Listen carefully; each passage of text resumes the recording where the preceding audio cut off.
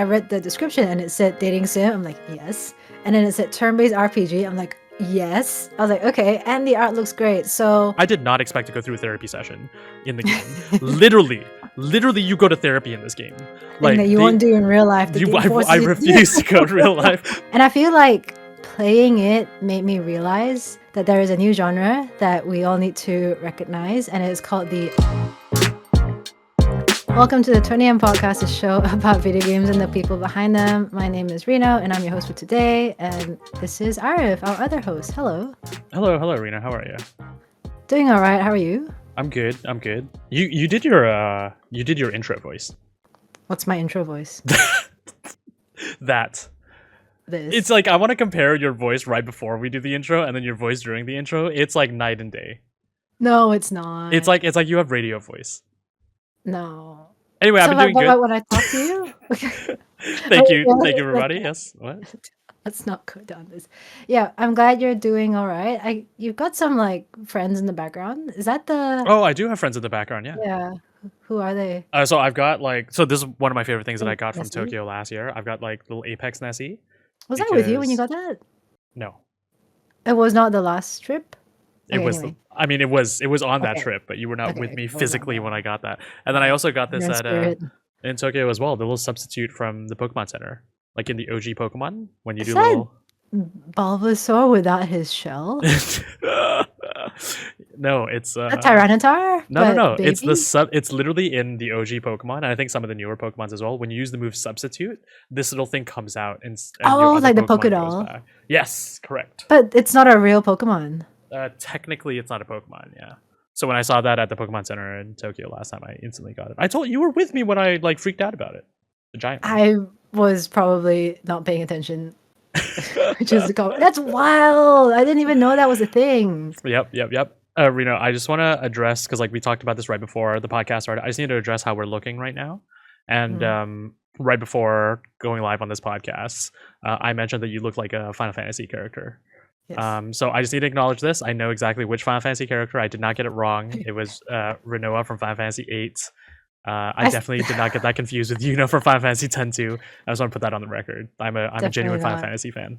Yeah, all Final Fantasy female characters look the same. Is that what you're trying to say? How am I supposed to know that Lulu's not the same character as the one in X-2? I don't know that. You know what I mean? That is so wild to me. Pain, like I'm glad I was there. P-A-I-N. P-A-I-N-E. It's not the feeling, it's a name. Yeah, I've been doing good.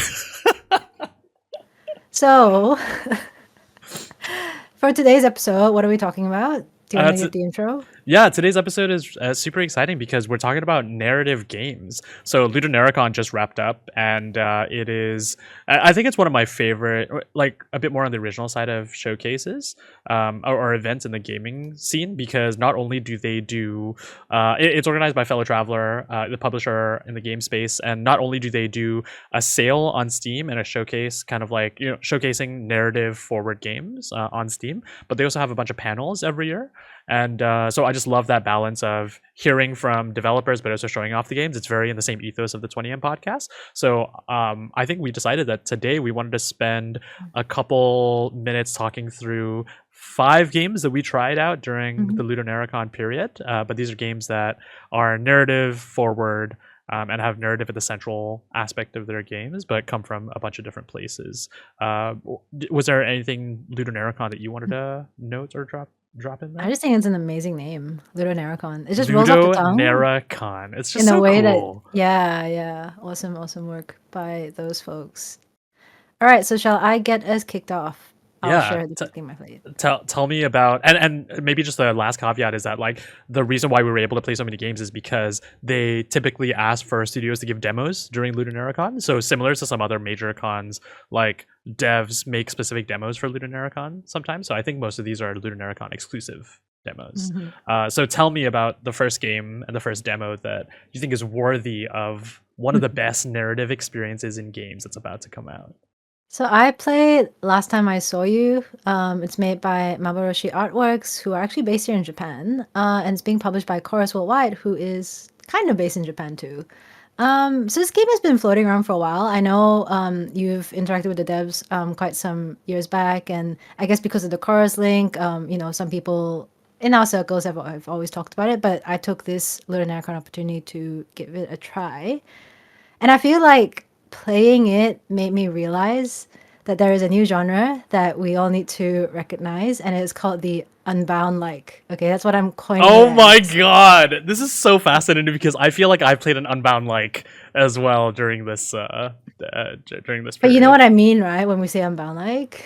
I know exactly what you mean. Rita, for the audiences like who are maybe less plugged in, what does that mean to you? I guess what I'm referring to is obviously A Space from the Unbound by the Toge folks and Mojiken. And for me, what an Unbound like is a game that really tries to capture the passing of time. There's often like nostalgic elements. So similar to A Space from the Unbound, last time I saw it is set in I think the 80s era of Japan. The music tends to be pretty like ethereal and airy and kind of just like invoking that kind of like history and memory theme, and often I don't know, features really cute art. I think I don't know if that's included in it, but that's what I think an Unbound like is. Like, what do you think an Unbound like is? Yeah, I think you kind of nailed it. I think it's like almost this like magical realism dream state kind of vibe as well. And this better be our legacy in the games industry. We better like coin the term Unbound. To be on the Wikipedia page and Unbound Yeah, like as first exactly. spoken on the 20th podcast. Yeah, that's like the next Soulsborne is just Unbound like for indie games. No, but you're kind of right, and I think yeah, that's definitely I can totally see what you're describing with this particular game. Before I want to get into some of your additional thoughts because I actually have been quite removed from this game. So maybe just to give you my history with it is like yes, I was introduced to the developer like quite a long time ago. I think when they were first getting the project off the ground. I think like when they first had a build out there, and I played the build, shared some quick thoughts, and shared it around with a couple friends. But I think I was really excited to see where they went from there. But you're kind of nailing it. It's like I'm sure people who've looked this up or maybe have seen some of the B-roll on screen. It's just like it's this really beautifully. It's almost like painted, if you will, art aesthetic that's in between kind of like cartoon and paint, but in a very very subtle way. But I feel like a lot of what it reminds me of is just kind of like fever dream, like the Hmm. way the game moves, the animations, the type of lighting. It's just something that just felt really really like a fever dream, and that's the sense that it gave me. But I'm just more curious like what the game has evolved to now because I feel like I played a really really early build. How is the game shaping up, and I guess what's the most exciting parts about that, and most importantly, how's the narrative element to this, and if you could give me a refresher on the story too. So I think the story wise, like, obviously it's just a demo, so it's not the whole thing. But basically, you play as a character named Ayumi, and you're just kind of like at the beginning, like running errands for your parents and all that kind of, just kind of going through like kids stuff, right? Like you'll interact with neighborhood kids, you'll get to like play baseball with them, talk to girls that you may or may not have a crush on, things like that.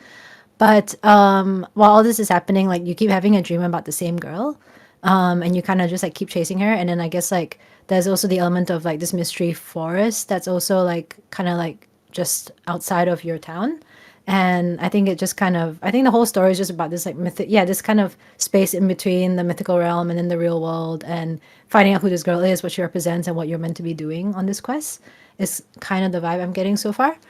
I think the art style, I think the essence and everything is not too far from what you might have experienced, even though that was quite some time ago, which is great because I guess the devs have like a very specific vision.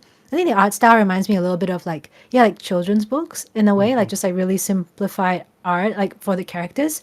But then the backdrops can be really intricate, and I think I really like that contrast.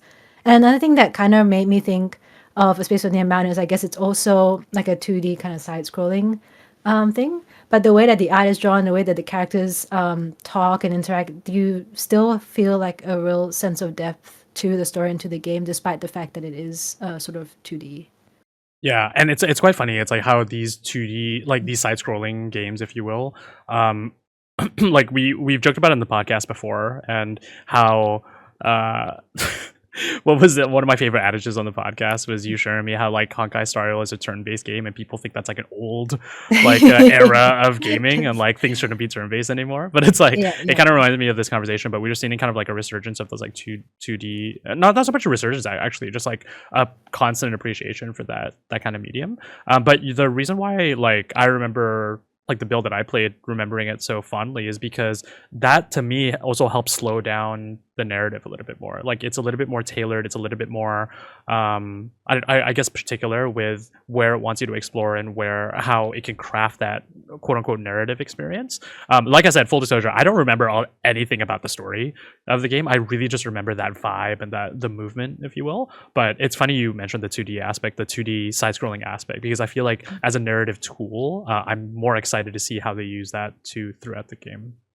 I think because I mean, I live in Japan and I'm not Japanese by any sense, but I do feel that sense of Japan from the game, and not in a way that can be contrived just because Japanese culture is so loved across the world. Everyone is trying to do some kind of imitation of it, but it genuinely feels like okay, the devs have lived this experience, or they know people who have, or they've done a lot of research to do that. And so there's like one of my favorite sort of areas is just like when you walk past and there's like three. It's like a market area, so you've got like the butcher, the fishmonger, and then the vegetable guy, and they have this kind of banter, which is kind of similar to how you would imagine like in Southeast Asia as well, just like friendly rivalry. Shopkeepers like, oh, get your smelly fish out of the way, that kind of stuff, and it feels really cute. And then I think the way that the shops are also drawn, it reminds me a lot of some of the parts of Japan that I explored on my travels that are a bit more rural, and it really has Yeah. that hometown vibe, which is great. Yeah, I totally agree. I remember it's like, and that's what it's funny that you mentioned it's kind of like an Unbound-like as well, right? Is because that slice of lifey kind of background. It's not an aesthetic. It is like interactable. It is part of the design of the experience, if you will. Like it's just so funny how these, I don't know, it can be employed in that way, because you're right, it gives you that sense of tone, but that sense of belonging, or it grounds you in that kind of space, just by adding those like tiny details, if you will. So I don't know, I just think you've struck gold here with that Unbound-like comment, but I also want to make sure that like I remember it's like it's just interesting because Chorus also published the console versions of A Space for the Unbound, and obviously like they're under the same, they're publishing this game as well. So I think they can understand that sense of that type of vertical of game. Mhm. But to be honest with you, I mean, anything else that stuck out to you with this demo? Because I've been meaning to get back into it. I'm really excited to see when it's gonna come out. I don't think there is a particular release date yet. But is there anything else that struck out at you during the demo? I just hope people give it a chance. Like I know A Space for the Unbound did, astronomically well, getting a Game Awards nomination and all that sort of thing, and we love the folks there. But I don't see other games in that category doing as well, or like are as talked about as A Space for the Unbound. So I really hope that the Unbound like genre continues to grow and people give chances, because it is rooted in the same sort of the same mechanics and some of the same narratives, but they're fundamentally unique stories that people want to tell. And I think this format is a great way of telling something really meaningful. So yeah, definitely just give this one a try, folks. Yeah, I remember I saw I think the tweet from yesterday was like, have you ever wanted to play a Ghibli game as well? And so I think the like play a Ghibli game. So like the art style and its character aesthetics as well are very Ghibli-esque too. So yeah, I'm excited. Like just like keeping this at the back of my mind. I'm really excited for this one. I'm like eyeing it, if you will. I'm really glad you played it. Awesome. All right, on to the next game, which I think is a very wildly different category. Can you tell us about this one? Yeah, the other game that I played, I'm quite fascinated that this was at LudoNarraCon as well. And I think, well, I'll just say the game first. So the game that I played, the demo that I played, is My Lovely Empress. And so this is a game from Game Changer Studio out in Indonesia, and this is the third iteration of their My Lovely series. And I'm not going to repeat the My Lovely story that we've covered so much on the podcast, but if you find one of the old episodes of the 20 Amp podcast, I can tell you, like, you'll find a really, really embarrassing story about My Lovely Wife, which is their second game. But this is a really interesting one, because I don't know where to start with describing this game, but I'll maybe just describe the game and then talk about like the why I think this is an interesting one. So it's the My Lovely series at the get-go is basically a story. It's their management sim games, and they evolve from a smaller management sim game to slightly more developed management sim game to what we have now, which is pretty much like a empire kind of like civilization management game, right? But all of these three, like the My Lovely series, and the way that I would describe it is always just something supernatural happens where you have to summon beings from a different world. So whether they be succubus or whether they be different creatures throughout different mythologies to help you with easing the management of either a city or a location, right? And so the first couple were like intimate stories about loss of a loved one, and the third one is obviously no different, except this one is a fully management sim of a empire pulling from East Asian cultures as well as Southeast Asian cultures. So all I'm trying to say is kind of like the reason why it's really fascinating is because you can really see the evolution of what Game Changers Studios did with their first game all the way to their third game in this series. And I guess like now I can get into like a little bit of what this game is. So essentially you play as an emperor who has lost his parents, and then who has recently lost his wife and child as well. And the demo kind of throws you into this crazy scenario where you're being ushered into not the war room, but like I guess the room where you have to make all the decisions about the empire, and you have to choose between a couple of decisions of what you think is right. So for example, there'll be a scenario where if you have a certain amount of decisions per quote unquote day per cycle, and you would have to choose the right decisions according to what is thrown at you. So one of them would be like, hey, there's a fire that broke out in the city, would you want to evacuate do you want to prioritize saving the goods that are in that building, or do you want to prioritize saving the civilians in that building, for example, right? And each decision has its own impact on its like on your moral aspect of the city.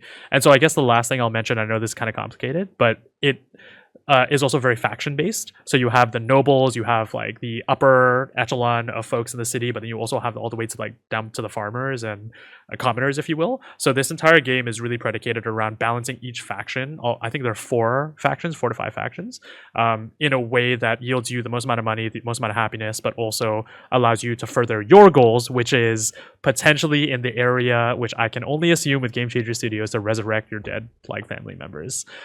So I can't describe it enough. It's like such a weirdly complicated thing to describe. I'm sure there are people that are like they can describe it way better than me, but I just want to throw that at y'all first before I get into some of the details of My Lovely Empress.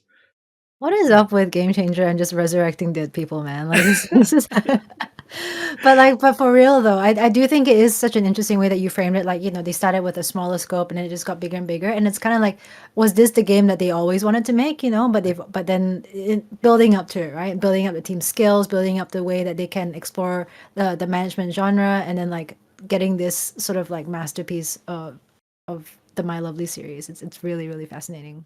Yeah, and you're kind of nailing it. And like, I want to strike a balance here of what I'm saying, which is describing the game and its management sim aspects, but then specifically what they do in narrative, right? So that's why I said I was actually quite surprised this was at LudoNarraCon, because not to say that I remember My Lovely Wife from the narrative aspects. Like, I think it was a pretty simple story, and I guess for that game you're trying to resurrect your dead wife, so you're summoning succubi to help you throughout that process, and then each succubi helps you like maintain the area that you're in or whatever have you, right? The reason why I think this one is interesting is because it has so much more of a larger world, if you will, and so many more characters. So what I want to commend Game Changer Studio here is that you're really thrown in as the emperor, and you literally have a council of people, and you can feel that those council of people all have different personalities and different goals compared to maybe some of their previous games where you only had like a couple, like 3 to 4 really important characters. But what I feel like I haven't really gotten is like management sim and narrative are almost like antithetical to me in my mind, because management sim is just you go on, like what I remember from the My Lovely Wife, there's like what I love that game is because I thought it was a beautiful like, hey, I'm gonna check in this one day, I'm gonna do this where I'm gonna divide my resources, I'm gonna get this much yield, great special thing that boosts my stats come up, or I'm inhibited this day because it's raining or something like that. Like that's what I remember from this cycle. But specifically with My Lovely Empress, you can tell that even in the decisions of what you're doing, it just feels like there's a bit more story and implication towards it on a larger scheme of things. So I don't know how else to describe other than like try to play the game and try to figure that same aspect out. But I just want to commend that studio by embedding a lot more narrative in this one, it seems, at the get-go. I will say, maybe also to kind of balance the scales here, I think it's really complicated. Like the reason why I'm struggling to articulate it right now is because I had a really tough time managing the city because I'm also a big dummy and it's a lot of icons and there's a lot of people to take care of. Like, I get it. Being the head of state, complicated. Like, go Yep. figure. You know what I mean? Like, Sam, I thought I was good at video games. Like, I thought I could run a country. Very complicated. So I will say that, like, I hope that maybe it's for the enthusiasts for the management sim, but I will say, like, the barrier to entry is a little bit high compared to the other two games where there's a lot to take care of and think of. And I don't think you're supposed to nail it. I think you're supposed to grow to nail it. But I'm more interested in the story than I am the management sim aspect. But it seems like there's a really heavy focus on being the management sim from this studio compared to the to previous games. I think it's such an interesting balancing act, right? Because there's always this perennial dilemma of like, do you develop narrative first, do you develop gameplay first, and then like how those two interact, and then like obviously you've got more simple linear narrative games where the mechanics are quite rudimentary, but then here what you're describing is kind of like the narrative informs the gameplay and vice versa. It's like they're going from the My Lovely Wife to My Lovely Empress, and now you're being in charge of an empire. Naturally there's more functions and more things you have to do, so the gameplay does become more complex, and then more complexity gives you more options to tell a more interesting story as well. But I think I would struggle too. Like I'm not built for leadership. We're not built for leadership. That's hilarious. We're not C-suite executives. You know what I mean? Like, I mean, yeah, it's funny, but I think the one thing that still like exists throughout this title, which is what I'm really excited about for Game Changer Studio, is like, there's still that aspect of wanting to date somebody. And I know that sounds so stupid, but this series, and for those that are unaware of this series, it's all about the sexy succubi. And I'm not like, at first they were all women, right? And then they dropped a patch the or DLC DLC with the where it's men. all just hunky dudes as well. So I love how they're just like totally leaning into this like thirst trap demon kind of like energy. And I don't think it's there's a shortage in this, like, to be very serious about it. It's like quite fascinating because the art and the aspect of narrative in these games are also like really geared towards more the dating sim side of things. And what I found most surprising is that it seems like you can also romance characters that are NPCs, that are not just your demons that you create. And I also just want to be very particular about some of the language to maybe to give it justice here, right? Like the let me see, let me try to pull this up here. I mean, you're the emperor, right? You can romance anyone. Or Oh, I mean, it's just killing me. I can't find like the what they're called. so the succubi make a comeback. I got it. Okay. I'm gonna rewind. I'm gonna cut that, and I'm like, I finally have my show notes like properly in front of me. No, I was gonna say that, like, yeah. So the succubi in a way make a comeback. So you are the emperor. You are like bringing back these beings, these otherworldly beings, but they're called the yaguai in this game in particular. Oh, okay. And so they're using those as the conduits to the succubi, and each one of them have personalities, each one of them has a different aesthetic, each one of them has like a different character background, if you will. But I love this aspect of, you could just seeing them is kind of like, you kind of know what you're getting into, but I know there's a lot of dialogue options within them. So that was my favorite part about some of the previous games, where it's kind of a joke. It's like, oh, I'm dating this otherworldly being and I'm trying to make out with them or whatever. But like, really, there are some deeper stuff here that Game Changer Studios tries to say about the balancing the comedic aspects of it with the serious aspects of it. When you're walking through the shoes of somebody who's in complete disarray, right? So I'm just excited to see where it goes now. I think it's a bit complicated and I think it's a bit overwhelming, but I think this has really high, there's a lot of high expectations for the third entry in this series, but I really hope Game Changer Studio kind of pulls it off here. Yeah, awesome. Sounds like a great game. Yeah. Say goodbye. Suck you. Bye. Let's move on to another narrative game that we played. So tell me about Nova Hearts. I know that was one that when we were looking through the list of games to play, you were like, not freaking out about it, but like the more you like looked at it, the more interested you were like going into it. So can you tell me about Nova Hearts? Yeah, so this was like totally left of field for me. We were going through the list, and then I was really interested in the art. I was like, all right, I'll click on it. And then I read the description, and it said dating sim. I'm like, yes. And then it said turn-based RPG. I'm like, yes. I was like, okay. And the art looks great. So yeah, Nova Hearts is by developed and published by Lightbulb Crew, who I believe are based in France when I did the research. And it is basically what I just said. It's a game split into two parts. So there is a dating sim element where you can date some of the NPC characters. You talk. It's kind of straightforward. Like you talk to them. There's like three responses. You say the one that makes them like you more, etc., etc. And then the other side is the combat. So the story, I'll explain the story first. You are a teen or fresh high school graduate esque kind of age. You come back to your hometown for reasons that I haven't gone into yet. But basically, you're coming home. It's a smaller town. You're gonna reconnect with your childhood friends. You've met them. They're all kind of like wacky. You know, they've got their own sort of like quirks. And then your friend from when you were young, looks really different. They've adopted a new identity, things like that. So it's all like real characters who are really like kind of out there. And then you go to this party, and the party is like wild. And then there's like the guy who you made out with when you were like 14, and now he's like totally hot. It feels so like, teen drama from like Disney Channel, Nickelodeon era, which was very nostalgic for me. But in the middle of nowhere, suddenly everyone freezes. There's a blinding flash of light. Then monsters appear. For some reason, the monsters I fought are like these kitten heads, like literally just like the head of a cat.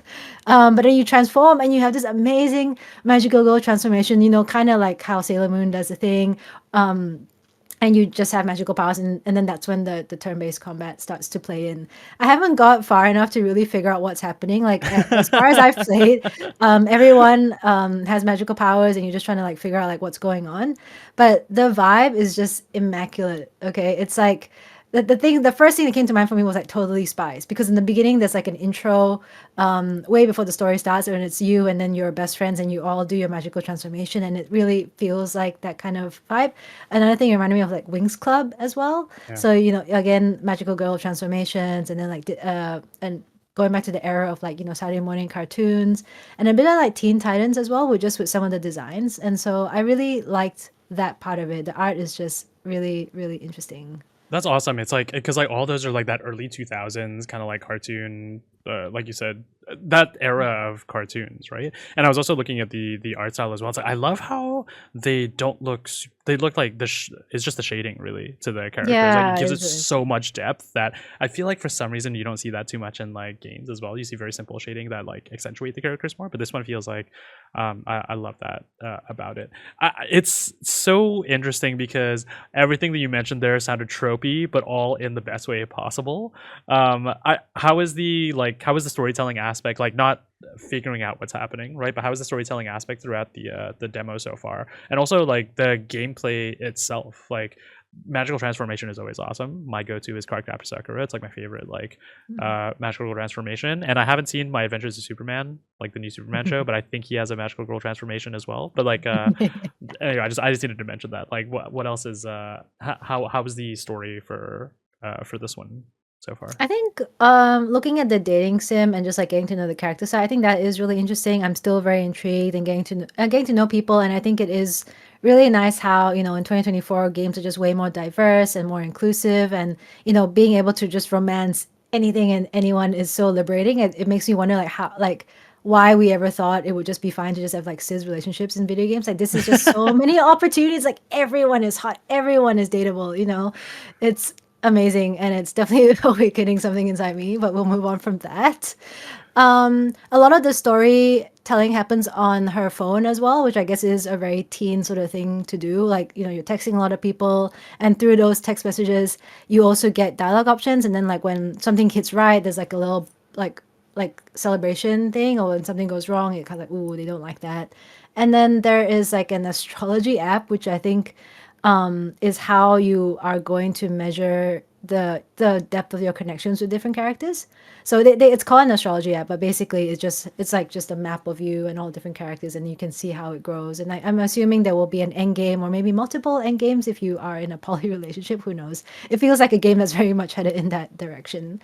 So the dating sim side, I am enjoying it a lot. I do think some of the responses, it felt like some of them had stakes and some of them didn't. Like, because I would say something that we know seems like it might offend that person, but then they just kind of like move on. So I wonder if like not every response actually counts towards a relationship. Some of it is maybe just like story progression. But aside from that, I think it's really good. On the other side, the combat, so I only did a couple of battles, and it is this really weird, it's turn based, but then on the bottom is a bar, and each bar has like multiple like notches in them, and the notches tell you when your turn is. So if the first notch is like an enemy, then it goes first, then 3 notches away is you. And it's really slow for me. And I don't know if it's because the main character is just a slow character, but she gets like one move every 2 enemy turns. And Yeah. then if you're fighting 3 enemies, then that's like you're really far behind the queue. And then later on, you get one of your friends comes in, and he's more of like a speedy kind of character. So I think that kind of makes up for it a little bit. But for that part, I just felt it was a bit like it just dragged on a little bit, even though it was just like kind of like early tutorial. I don't know if I love this kind of system. I do like turn-based normally, but this was kind of new for me. So I don't know if you've got experience with this kind of Well, it's system. awesome that you mentioned that because like Child of Light. Like I think that's the only other game that I've experienced this one in, which is I think it's the exact same combat system, if not a very, very similar one, right? And I hated it the first couple hours. I was like, this is so slow. And it's like, thank God the animations were great in Child of Light because I was just like staring at it. But once you get towards like, I remember my latter experience with Child of Light is like you haste your characters and you like make sure that some of the enemies ones get knocked off, or like in between enemy ones you can slot your own in. So like I hope that I'm optimistic, I guess, that if Lightbulb Crew is able to like take what Child of Light did with that mechanic system, which is I'm assuming one of their inspirations. I actually don't know other games, and like if anybody's listening to this podcast and are more familiar with that system too, do let me know because I only have seen that in Child of Light. It'd be really cool to see other games that do it, but I'm optimistic that it gets to a point where gameplay is one of those things where like it's same thing with like the management sim kind of like genre with My Lovely Empress as well. It's like I don't think these games are good in the intro, but once you get Mm-hmm. far enough, like they're the best. They're just super super like loopy. Like the last one that I did that reminded me of this just mechanics wise was Midnight Suns, right? Like Marvel Midnight Suns, that turn based like card thing. I was like, I get it. It's kind of fun, but then once you get towards the end, it's like you're just reeling through the system like it's the back of your hand. So that's actually really awesome because that makes me so much more interested in playing Nova Hearts as well. I know you're the dating sim person, you're the like a bit more aesthetic relationship building like person, but the balance between the two sound flipping awesome to me. Yeah, and I mean that is a really good point with turn-based. Like at the beginning, they are always really slow because there's only so many things you can do. It's like even in Pokemon, right? At first, all you're doing is tackle 5 times, and then they faint. But once you get more characters, or once you get You're not more a tail whip commands, person? You're not a I never, growl or a tail whip? I think I'm like anything that's not like doing damage is useless to me, and Okay, that's let why me. I like. I'm just gonna super interject for 30 seconds here. I just like started playing Pokemon Emerald this past week as well, and for the first time in my life, I think I've gone through character growth. Everybody, I've gone through character growth. I'm now using Growl and like Tail Whip and like Wow. stuff to buff my Pokemon super early on. We'll see how long that lasts though. Well, because like, oh my god, I'll finish with this because you can't see the effect. It's like, what am I doing? Like, what did that actually do anything? I think tail whip at least is like defense decrease. So then when your next attack, it does like it does more damage. But with Growl, I'm just like, It all lowers the right, attack. Okay, we're moving on. yeah, yeah. But yeah, the last thing I will say is I like this trajectory we're going where people are combining dating sim with combat games. So the last time, or maybe one of the last times I saw that was with like Eternites. So also Yep. kind of in that following a lot of like the persona cues of having relationship building on one side and then the RPG on the other side. I hope more people do this. And again, like games like Eternites and Nova Hearts really show us that they don't have to be scoped to a persona level. You can have, I think, a more simplified dating sim or a more simplified RPG side, and it still comes together in a really complete way. Absolutely, absolutely. All right. Speaking of dating, I want to talk Speaking of about dating. a game that I've been really anticipating for a very long time, and Yep. one of the shining stars of LudoNarraCon this year. Honestly, like I feel like I've seen so many publications cover it, which is like super super heartwarming. I played a game called Afterlove EP by Pixel Asia and published by Fellow Traveler themselves, and where do I even start with this game? There's so many avenues that I could start, but let me just talk about what happens in the game and why I related it to dating. I don't know where I've been. I don't know how I've missed this aspect, but when I played the demo, I was shocked to find out what happened in the first like 5 minutes of the game, where I had no. And this is on the Steam page. It's on the description. you're basically playing as a budding musician. Like you're trying to make it big with your with your band rather. And before I get to anything else, I'm just gonna talk about the story and like the circumstance that you're in. And you have a group of friends, and you just played a show, and then you have a loving girlfriend. Like she's just like so supportive, so go with the flow, just like whatever. She dies. She dies within the first couple minutes, and you attend her funeral, and then like your life just goes into shambles. I did not see that coming whatsoever, and like it just like completely caught me off guard. And of course, I don't know why I did not expect something You like know that why? coming from this team. Even though it's literally in the name Afterlove, you know why? Because the art is so freaking cute. It's It's like, so how can cute. anything bad happen You to these can't. They're all so characters? What? cute. It's like I don't want to talk about real shit. You know what I mean? Like I don't want to go through a spiraling depression right now. But obviously, My like that's God. just the juxtaposition. Like I don't know how that aspect is just so funny to me. Where it's like I've known about this game. I've chatted with the developers like on numerous occasions. We did a LudoNarraCon panel last year at LudoNarraCon. With the folks from Pixelnasia. Anyway, so I'll just start with that like funny adage on dating and just me being an absolute dummy and not paying attention to what actually happens in the game and being totally whisked away by everything else. But I want to spend some time with Afterlove and kind of share with you, Reno, because I know this may be a bold statement, but Afterlove, the experience that I had with Afterlove EP, as well as the next game that we were going to talk about, is a reminder of why I love this medium. Games, indie games, storytelling, narrative, like that's so much my thing. Like I just love storytelling in games. Like, and these are shining examples of why I think we need to preserve the culture of games and specifically the medium of games, right? And have people continue to iterate and continue to push this like genre and this like medium forward. So I know that was a little bit bold, but I want to talk a little bit through why, right? So Afterlove EP, just so for everybody's like I guess like benefit here, it's a complicated one to talk about when it comes to the development team. So it was originally created by the now late Fami, who is the creator of Coffee Talk, as well as a game called What Comes After, which was his successor to Coffee Talk. And Coffee Talk, again, take a shot every single time we talk about Coffee Talk on this podcast, right? But like one of the biggest indie games of recent memory, just super notable as like an indie darling, if you will. But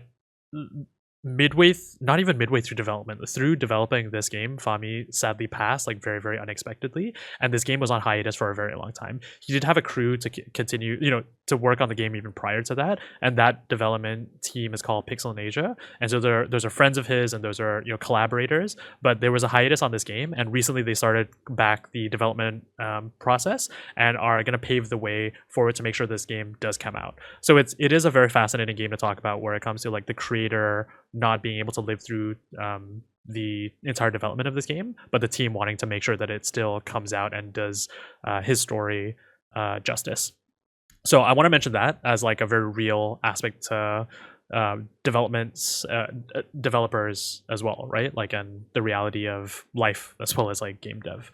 To focus on the game, Reno, let me just tell you, it's flippin' gorgeous and it's flippin' awesome. And when I tell you it's gorgeous, it's not just its art style. It's so creative, and like I'd hate that we're using Persona so much as like a beacon of like creativity and like visual style, but they almost persona'd this game where like there's so many subtle details that accentuate what they're trying to convey. So first of all, I want to give a huge shout out to the art and character lead on this. I think Soyatu, I don't know how to pronounce it per se, right? Because I always see them on Twitter and their work is amazing, and I just want to throw some visuals on here. Just every piece of theirs is just so interesting and so original. It's like true auteur kind of like type of like art, if you will. It's unmistakable. But like the entire game is in this like doodly kind of like art style, and it's so simple, but like it's so grounded at the same time, where you forget sometimes that you don't it's a reminder that you don't need realism, quote unquote, like realism to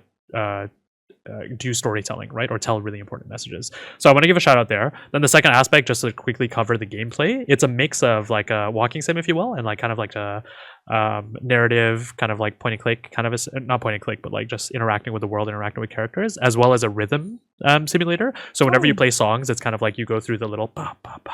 So what it really reminds me of is like in most recent memory is Goodbye Volcano High, which I think was like the music aspect of it, but then a little bit more, like you said, towards a Unbound-like, if you will, a lot less so actually, but like just more so in the normal 2D side-scrolling like narrative aspect. Okay, I'm gonna pause there because I threw a lot at you and I threw a lot at the podcast listeners, but there's a couple more things I want to mention. But I'm assuming you've been exposed to this game before. I have, and I think we were all kind of there. I mean, there as much as you can be on the internet during the passing of Fami, and yeah, like it was such an anticipated game. He was so loved as a person, and also for his work as a developer. I can't imagine, I guess, the pressure or the burden the team must have felt to, not just live up to everyone else's expectations, but live up to what he wanted the game to be. But every little update that you see on Twitter is so promising, and then hearing feedback from other people who've played it during LudoNarraCon, and then now your experience as well, it's just like, wow, this is the outcome that we all wanted. This is everything that we could hope for, and yeah, I'm really excited to hear more about your thoughts. And the art by Soyatu, I was really surprised to know that they're actually Japanese, I believe. I didn't know that, and I wish I did know that earlier, because a friend of a friend actually went to their exhibition Yep. in Japan, and that's when they kind of popped up separate to Afterlove for me. I was like, oh, what? Like, I was like, oh, there's an Afterlove gallery. I was like, obviously it's not. It's just that this specific artist like art style, and it's being shown in Tokyo. I was like, oh, that's crazy. But yeah, that's really really lovely. Yeah, yeah, and I agree. And I think like typical to these types of things, like the art says so much, right? But I also want to talk about like how there's more than art. Like the one thing I just want to really quickly mention is like sound design too. And it's like this is the moment where I freaked out, where I was like, this team is pouring their heart and souls into making sure this game delivers. Is whenever you open the menu, like you see like the typical phone menu, and you just go through the phone, right? But each little movement on the thing, I think, is like you hear the guitar riff, so it's like so it's like musically inspired or whatever.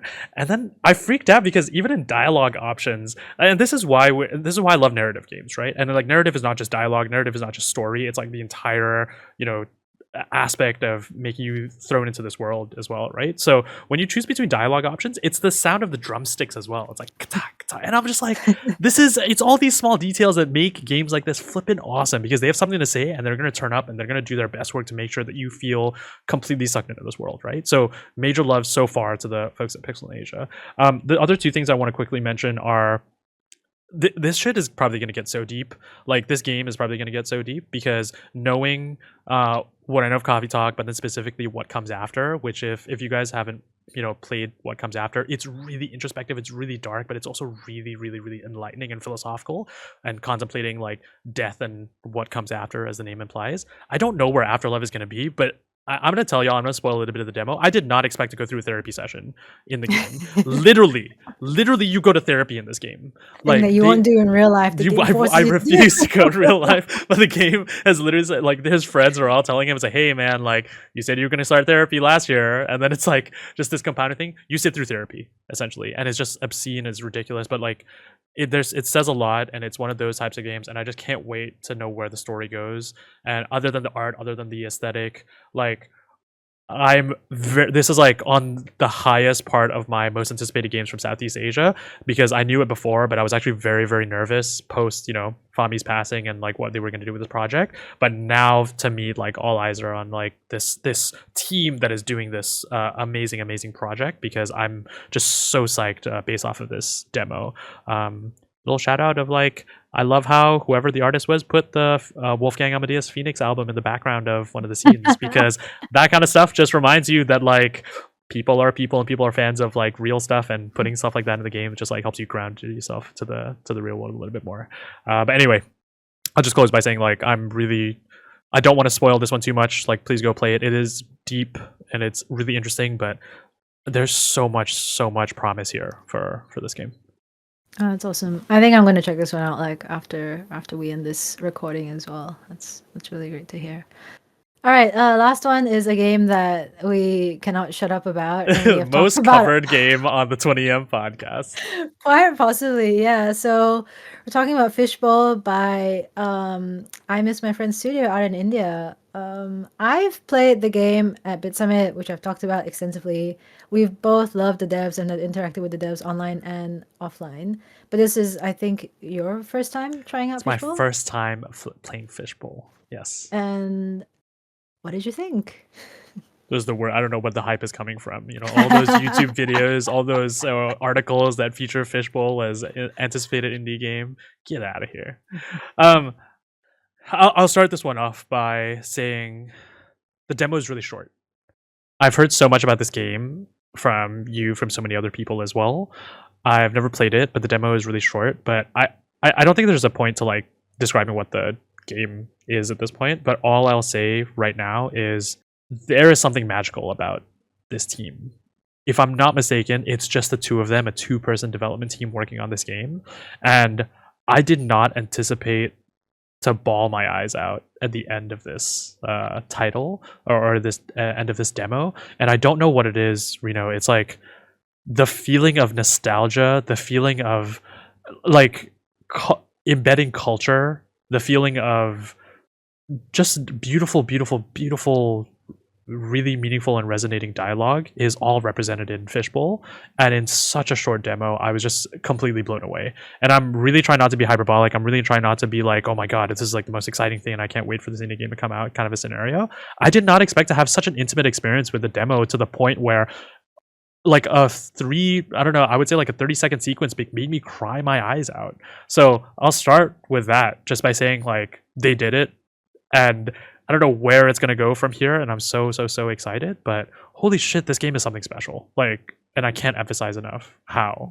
I know you have a story about playing the demo early on, but I just want to resonate with you by saying, like, I get it. I get it completely. Yeah.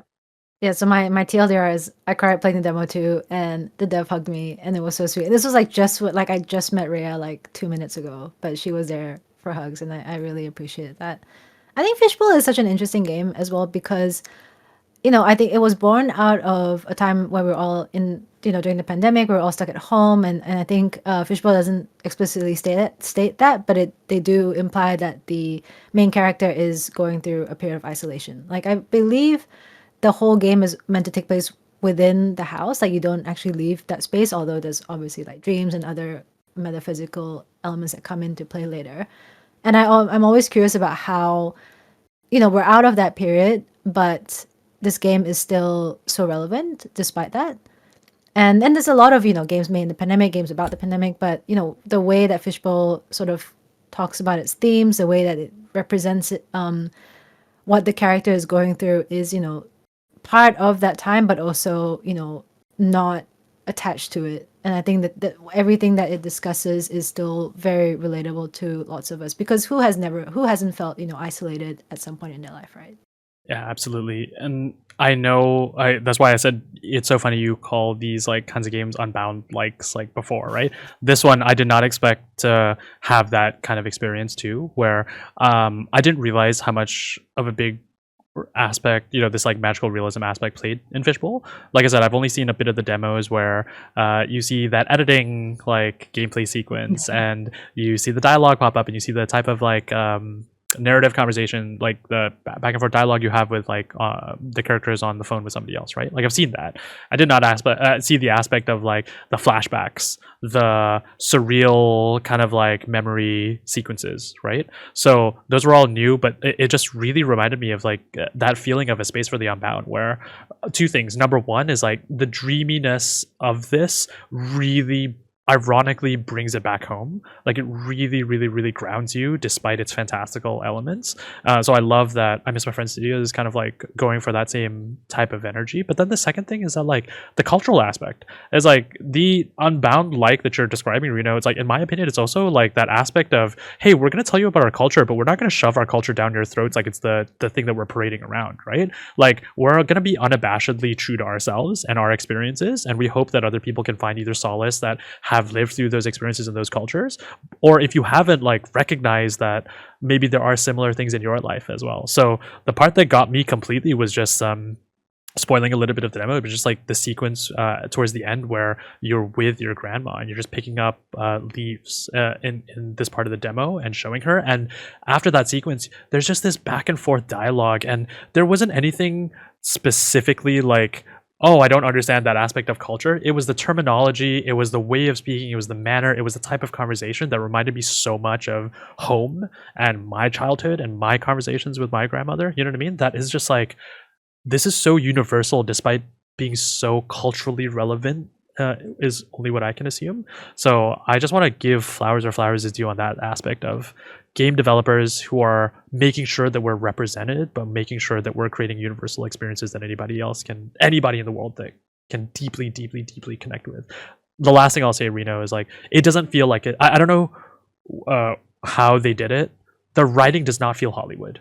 Like, it just feels so true. Like, I can hear these words and these dialogues, like they feel so true to the heart. And I just think, as somebody who appreciates, storytelling, narrative, dialogue, it's just like, I'm floored by Fishbowl. I'm trying not to be exaggerative, but I'm just so shocked despite the hype around it. I mean, I think the team just really have one, really great way with words and dialogue. But another thing as well is, they've made it very clear it is a very deeply personal story. They've not explicitly said how or why, but it is rooted in their truth. And I think, a mark of, really great artists is, not turning away from the truth and really telling it honestly. And, when they do that, the audience feels it. And I think that's kind of what we're feeling. And that's why it isn't Hollywood. It's very, very real. Yeah. Fishbowl. I don't know how we keep talking about this game, but I'm just so, again, floored by it. To me, it lived up to that, to why people are talking about it. So please, like, friends, dear Lord, please, like, try out this game if the demo is still available. But I'm so excited for them. Honestly, like, I felt so excited for the devs, and then it reminded me of all the devs who are throwing their heart and soul into games. Like, God, this medium is just so flipping great. Like, these are the games that remind you of why games exist, and games are a tool for change. Yeah. All right. I mean, these are just 5 games we got to check out at LudoNarraCon. There were tons more that we didn't get the chance to. There's probably still demos out over the next few days. Maybe not by the time this recording comes out. We'll see. But hopefully everyone gives these games a chance. Narrative games are awesome. I do have one little thing to share that I didn't practice with you before the recording, but I wanted to say it here. It is separate from this topic, though. We've talked a little bit about this on previous episodes here and there, but obviously the game industry is going through a very difficult time with layoffs and so on. One I didn't expect to hit me so hard was Tango Gameworks, and this is specifically because Hi-Fi Rush is one of the first games we reviewed together, and one of the first, I think maybe the second episode. And the way that we got to talk about it, talking to you, Arief, specifically, was really, really meaningful to me. I haven't been able to, really express my love for games until, we started this podcast together, and I started making more Game Dev friends. So I feel really sad that Hi-Fi Rush is gone, but I just wanted to let you know that it meant a lot to me that we did that episode together, and that game will always mean a lot to me. Yeah. And I think, like, despite, it's funny just to reflect on the 20M podcast, right? As, like, we cover games and we talk about really dumb shit here sometimes, and they're obscene. And, we just talked about how your outfit is a Final Fantasy VIII character. Like, this podcast is stupid and it's insane, right? But, like, I also just want to recognize right here, it's like, we try to bring a little bit more of the positivity of games, and we try to bring voices to developers, and we try to, like, not just talk about stupid, superficial, funny moments, but also impact and the people behind it. I feel like such a fucking fraud sometimes on this podcast, getting excited about games when, like, stuff like that is happening. So I think, Reno, I'm really glad you brought this up on the podcast, again, and public as well, because the folks that are listening to this one, getting to the end of this episode and just, I guess, existing with us in this moment is another way that I can feel true to myself and true to, like, this podcast, by saying, like, I don't know where this industry is going, and I'm going to continue talking about the good aspects of it and, like, to celebrate where people are celebrating. But I have no words for, like, the trajectory of this industry, especially it pertains to that. But Yeah, that Hi-Fi Rush episode is. I also thought about that when I saw the news about Tango, and I was like, this is just. I'm like speechless. You know what I mean? So, I guess thanks for just like making us have this moment too. Mm. I really hope the folks out there, like however they're dealing with it too, the developers themselves, like get back on their feet and continue to make great art, and also not be shunned away from this industry, but also absolutely like no pressure to like just take care of yourselves. You know what I mean? Like this industry is such a weird one. I'm not trying to force people to be in it, but like I really want to celebrate that team. That was a very special one. Yeah, that was a great game. Yeah, shout out to all the other developers as well who are. I don't know. It is a really weird time. Yeah. All right. On that note. On that note, thanks everyone for listening to our LudoNarraCon special episode. Do check out all the games that we talked about. Also check out whatever else you might see on LudoNarraCon, and drop us a note in the comments or wherever you might be seeing us. Let us know what your favorite narrative games are. As you can tell, we're both big fans, so we're always down to check out more narrative games.